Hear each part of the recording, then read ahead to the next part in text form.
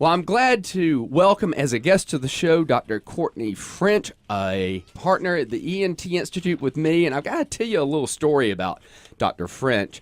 He and I go way back. His mom was my first office manager, right? Right. And Courtney was my first medical assistant.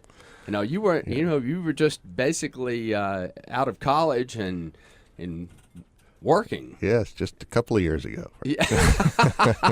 You've come a long way in a short period of time. Yes. And what I'm excited about Dr. French, because he has been a friend and is a colleague, and he is an innovator in healthcare delivery and techniques. And what's exciting about this is that when people think about ear, nose, and throat disorders, sometimes they don't know that there have been innovations. And the one that we're going to talk about today is really in the non-surgical treatment of chronic sinus disease, because a lot of people feel like, well, if you get sinus problems, you need surgery. So tell us a little bit about what you're doing to be innovative in treating chronic sinus disease. Yes, well, thanks, Jeff. It's good to be here.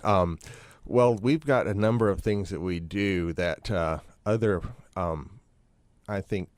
practices, and in some cases, people that have undergone these extensive sinus surgeries have kind of left out, and that's the treatment with actual using different tests. Tell me about these DNA tests. Well, what we've got are these DNA tests that we use to identify the bacteria and fungus that cause these issues in these patients. And that way you don't have to culture them. Correct. What we found is that cultures are only about 15% yield, and the gold standard for treating these patients is actually determining the type of bacteria and fungus so that we can appropriately direct our antibiotic therapy towards their and that's treatment. a low yield. When you think about it, our listeners are out there, well, what are they talking about? Well, when you come into our office and you have an infection, listen, you're coming here as a consumer of health care. And believe it or not, the day and age is here where, you're coming in, and though it's not guaranteed, you're kind of expecting a result.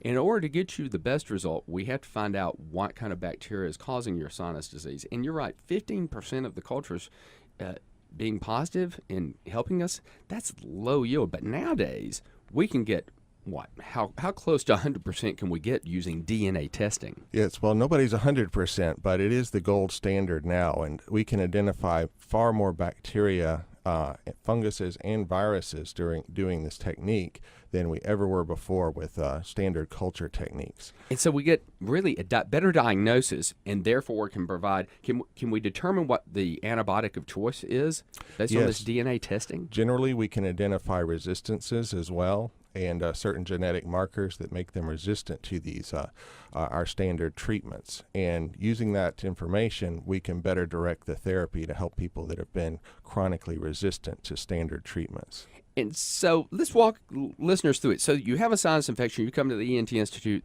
they see you or one of the other doctors. How are you able to use this technology? Well, what we do, of course, first of all, we take a thorough history, because we need to know what you've had, what's been done, what's gone on with you in the past, and then kind of determine, what your major issue is. Some people, the problems are very simple. I mean, it might be just a deviated septum, you can't breathe well, very straightforward fix, and we can help you. Sometimes it's a very isolated problem just in the sinuses. There are certain techniques like balloon sinuplasty that we can do surgically, and in that case, fantastic, we can help you. But what we can offer above and beyond that is that we can determine in many cases bacteria, fungus, and viruses that may have caused this problem that have been previously unidentified. And we work with infectious disease consultants and specialists as well towards the treatment of that.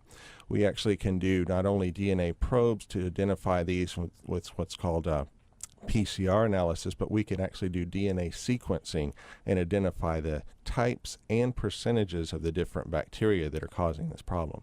Wow, that's incredible. Now, to get this test done, is it painful? Not at all, actually. We use a little tiny, very small swab, and we just kind of like CSI. You see people Right. swab inside the Just mouth. like TV. We can do that in the nose, and in many cases, we can do it directly from the sinuses because they've had open sinus cavities from previous surgeries, and we can get these inside the sinus cavity, and they can also be done at the time of surgery. Oh, that's great. That's great. Once again, we're talking to Dr. Courtney French, sinus expert at the ENT Institute. So, of all the patients that you see, Dr. French, how many of them have had surgery and versus those that haven't? Well, a tremendous amount of patients have had previous surgery that I do see. Certainly, we see some people that have not gone down that path before, but what we've found that a lot of people that come to us, particularly for a second opinion, have had even multiple sinus surgeries, and they haven't been able to achieve the success that they're looking for. When I think it's unique, the service that you're providing, that we provide at the ENT Institute, in that it's a multidisciplinary approach. I mean, you're treating, Correct. You're using this innovative technology to identify the bacteria and get them on the right antibiotics, but you're also using infectious disease specialist, allergist. Correct. That all of this in one setting. Yes. Walk in, have it done. Well, how convenient is that for the patient? Very, very, because what we found is that chronic sinusitis is far more complex than we've actually realized, and we found a combination of treating reflux. Well, I was going to ask you about that. I mean, reflux is a Yes. bigger part of this than anybody's even acknowledged. Absolutely. We're identifying through these techniques bacteria that normally live in the gut that cause recurrent sinus infections, and those have to be treated along with treating the reflux to give the patients the relief they need. Wow. I mean, so right now you're able to do this in an office setting, and Absolutely. there are a subset of patients that are seen that, I mean, for the most part, no one wants surgery, but they're a subset that they're just going to avoid surgery. Correct. And so we're able to offer that. Correct. We can do this, and we can treat it with our multidisciplinary team, oftentimes in patients that do not want surgery or cannot have surgery for some other medical problem, and give them a solution. That's great, and hopefully avoid surgical intervention. Can you give me any numbers on people that you're able to treat and avoid surgical intervention on? Well, it'd be a guess right off the top of my head, but I would say as many as a third were able to get significant relief, and even more in certain cases that have comorbidities like reflux. Yeah, reflux and allergies. And allergies as well.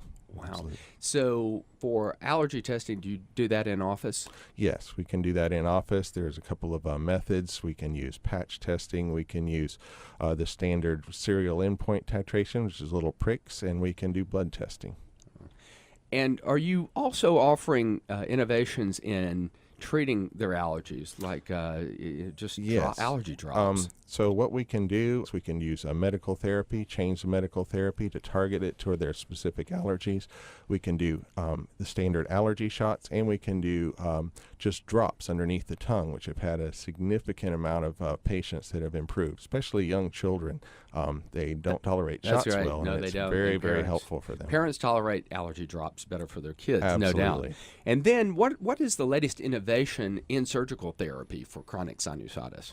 Well, generally what we're moving to is a less invasive approach, and balloon sinuplasty has shown to itself to be very effective and with minimal recovery. Oftentimes we can do this under a local anesthetic in the office. Excellent, excellent. Well, listen, thanks for joining us today. That's Thanks for very, having me. You can find Dr. French at the ENT Institute. You can go to the website entinstitute.com and find him in his locations. You're listening to Talk Radio 640 WGST.